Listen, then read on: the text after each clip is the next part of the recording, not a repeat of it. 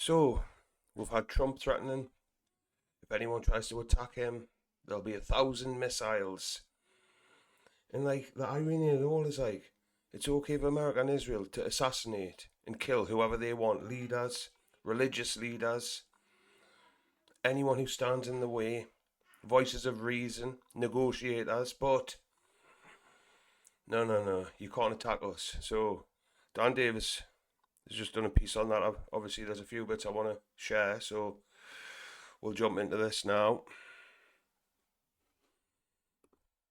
Listen, you don't need Israeli intelligence. All you need is an ability to read, because the all during this processional from the funeral processional from Ali Khamenei's funeral, which finally happened, the place was filled with red flags. It was filled with literal banners, signs held up by the people, all this stuff saying "Target Trump, get revenge," all that kind of stuff. So all you had to do was look at your TV, and you'd realize that the Iranian people were fit to be tied. They were so angry, and they wanted revenge for this. You also wouldn't have to look further than their published reports, because here on this is from Fars News Agency, and they are quoting a previous, while he was still alive, Sayyid Ali Khamenei, that the official who sleeps while not thinking of revenge for the martyred leader must doubt his own conscience. So that was. And this is the thing. What would happen if Trump got assassinated? What would the people in America be saying? I know not everyone likes him. It's the same anywhere. And I know not everyone liked the Islamic Republic of Iran, the regime. But when you kill their leader, especially a religious leader, what do you think the people are going to say? Last night, just from the Fars News Agency. This morning, however, we discover what may have been the reason for President Trump's anger, in that Mojtaba Khamenei vows revenge. Mojtaba Khamenei, the son, the new supreme leader, vows revenge for his father's killing. What would you do if someone killed your dad? Would you just want to then have peace with them, negotiate with them? Or would you want revenge? You tell me, please. This, like, come on, man. Just think of it if it was the other way around. And so, listen, I'm going to show you what some of the things that he said here in just a second. But look, it's important right now, and I mean right now, to stop for a second and ask ourselves, why are we in this situation here? Why are we in a situation where millions of people in another country are rolling around with banners saying, kill the leader of our president, of our country, and to target him? Why is that? Why are they doing that? And listen, I've talked about this in a different context many times, but man, it has never been more poignant than right now. We take so many actions and we think that there won't be any counter actions. We think we can do whatever we want, and that the other side, all they are free to do is endure it. If we bomb them, they have to go to ground. If we threaten them, they have to submit to what we want. And that's it. And there's no other alternatives. This was another thing I've seen on X. The likes of Mark Levin, Laura Lumen, claiming that all the people there are AI. There was an Irish influencer / independent journalist, Anne Jackson Hinkle, on top of a roof, filming the people coming by, and everyone saying it's AI. It's like, come on, man. But that has never been true. Now, it has been true for decades after 1993, especially after the Soviet Union fell and China was still a relatively weak power. And the Middle East was what it was, then everybody was subservient to American power, and we ruled with an iron fist all over the place and made demands and whatever. And people didn't do what we want, we punished them. If they didn't submit to our threats, we acted on it until they did, and very often they rolled over finally, and they just did it. So we got used to doing that. So it did work for a long time. But that was always building up seeds of anger and pushing against us, putting in the minds of so many people to look for ways to thwart us, to frustrate our plans, to work against us, seek ways to move against America, because these things are building up. And then now here comes this point to where we assassinate the leader of Iran, because it just seems fine to Trump. He did it in 2020. He assassinated their senior general. seemed like a good idea to him. They said it would. He was popular with a lot of people. So he's like, yeah, sure, we'll just kill that guy. And they said, no, there's all this justification for doing it. You can say, yes, it was just because he had done some things. He did have American blood on his hands. And by all accounts, he did.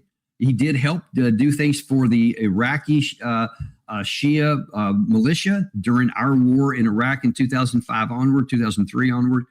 And by all accounts, he did provide lethal weapons that did end up killing Americans. Now, we should stop there and say, now, do you really want to apply a death sentence onto the guy from another country that supported a proxy against the United States in a war that we were fighting? Do you really want to go there? You see what I'm saying? I hope that you can see this before I even say it out loud, but I'm going to.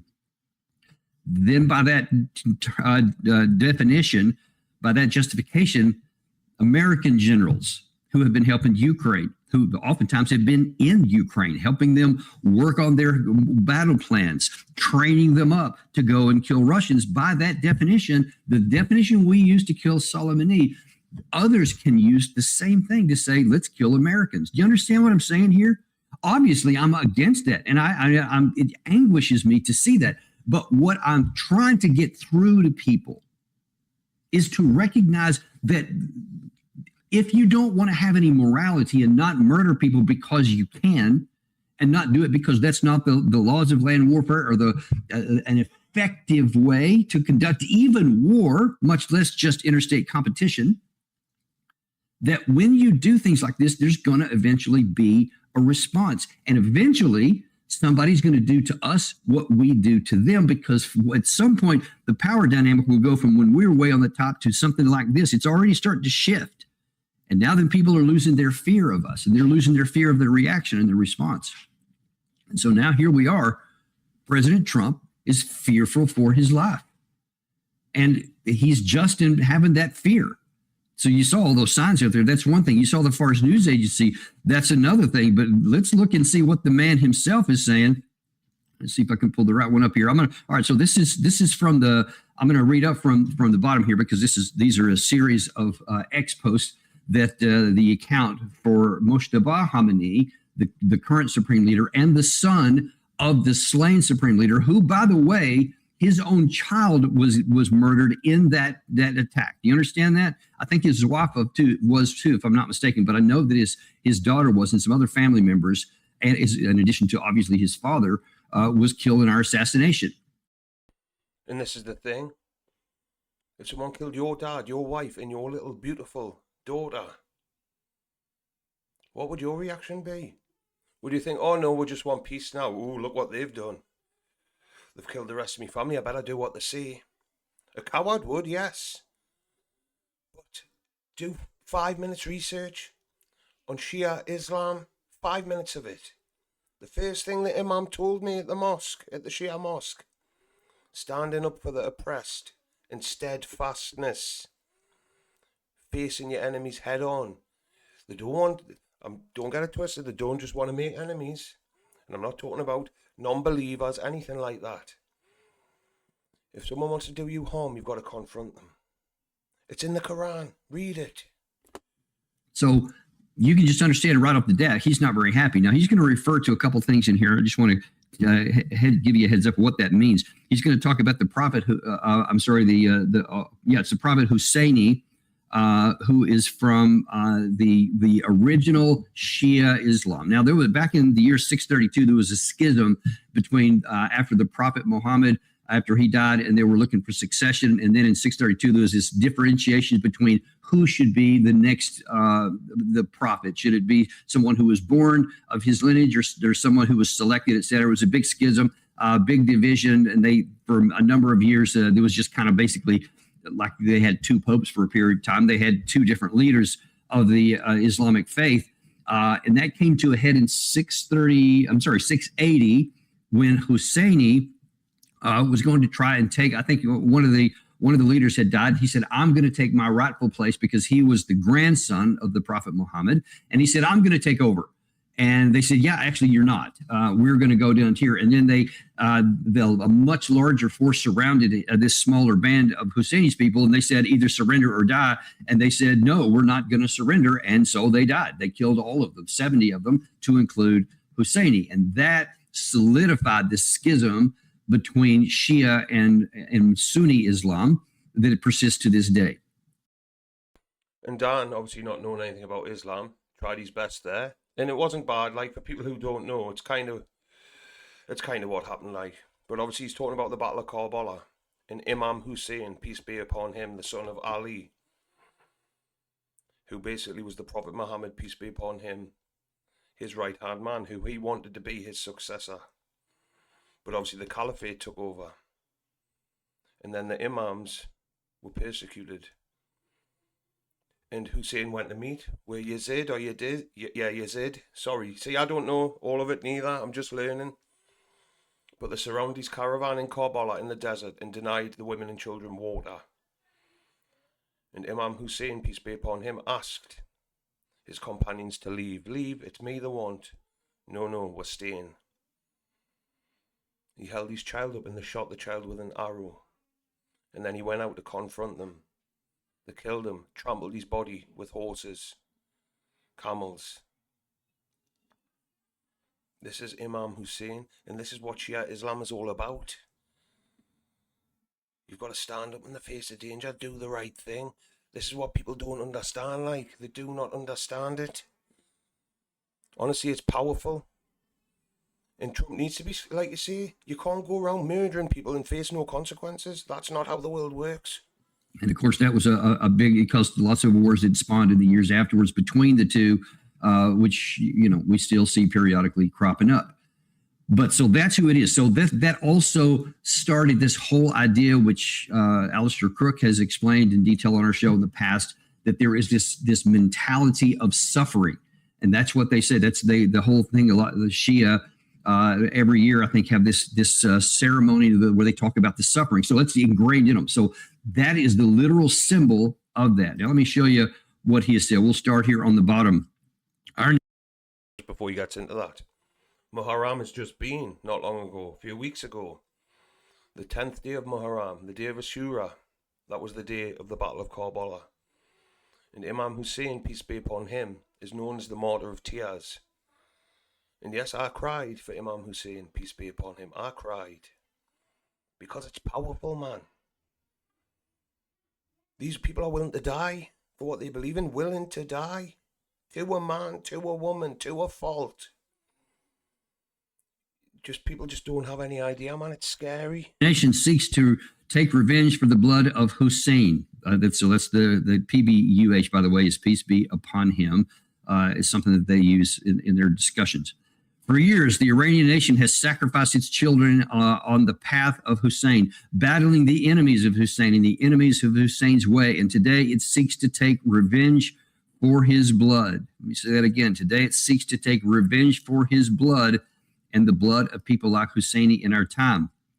To our martyred leader, he specifies, O unjustly slain leader, O righteous servant of God, we pledge to safeguard your legacy, steadfastly traverse the straight path you laid out, and fear no hardships along the way, and to attach our hearts to the divine promises as you did. We pledge, and here we get even more specific, we pledge to avenge your pure blood and the blood of all the martyrs of these two recent wars. So it's as clear as it can be what they're claiming. They're specifically talking about the two wars that President Trump started. They're specifically talking about the blood of the slain supreme leader and all the people that have been killed in the wars. This vengeance is what This vengeance is what our nation is demanding and must definitely be done.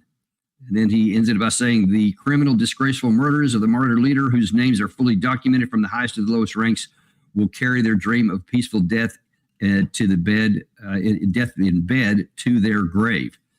So that just kind of shows you how serious it is, and the fact that it was posted officially by the new supreme leader. So you can kind of understand a little bit by why President Trump is really upset about this. And again, what do you expect? You killed his dad and his daughter and his wife. And like Scott Ritter says, America and Israel lost this war on day one by killing the Supreme Leader, Ayatollah Khamenei, peace be upon him. They lost the war on day one because they have no idea. You would have to wipe Iran out. You'd have to nuke the whole country, all 90 million of them. Come on. And here's the thing. My guess is that this is going to remain an aspiration. Just because the Iranian side is full of piss and vinegar, as John Mearsheimer said yesterday on the show, and definitely lots of anger, as Suleiman Ahmed told us from his on the ground. Patrick Henningsen, who was on the ground during part of this, they all talked about the same thing. But they're also very calculated. They're also very patient people historically. And if they tried to act on it, if they even tried to act on it right now, then President Trump is in his response there, his claim would no doubt unleash holy hell on them. And they know that that's not going to benefit them any. But what I also suspect is that President Trump will have to look over his shoulder for the rest of his life. And if they're going to do something, they probably would wait until after he's out of office, because right now, if anything happens and it fails, he has command authority and he can just give orders. Now, let me go back to his comment there because it's really important. He said, orders have been given, this is President Trump, and the U.S. military is ready, willing, and able for a one-year period of time subject to extension to completely decimate and destroy all areas of Iran. Well, let's be clear here. Once he has passed away, he no longer has command authority.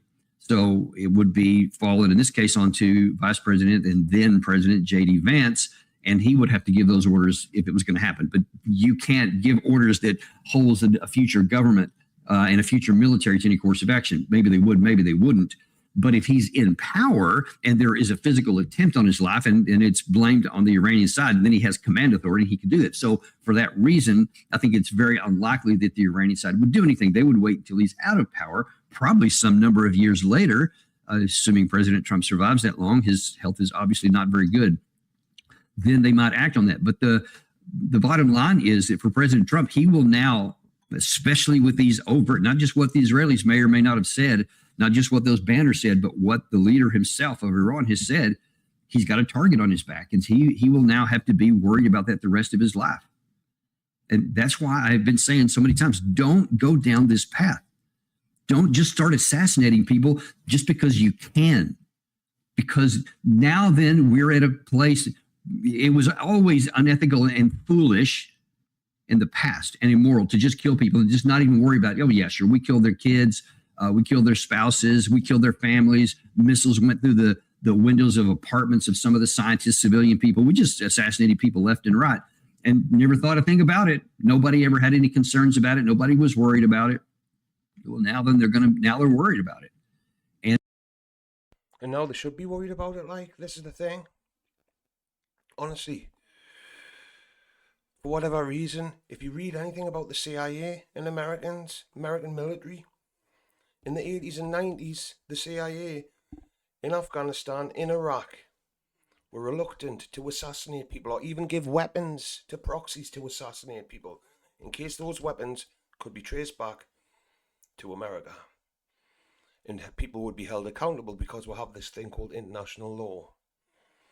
Ever since October 7th in Gaza, in the Israeli infiltration of the House and Senate on the Hill in America, they've just adopted the Israeli playbook.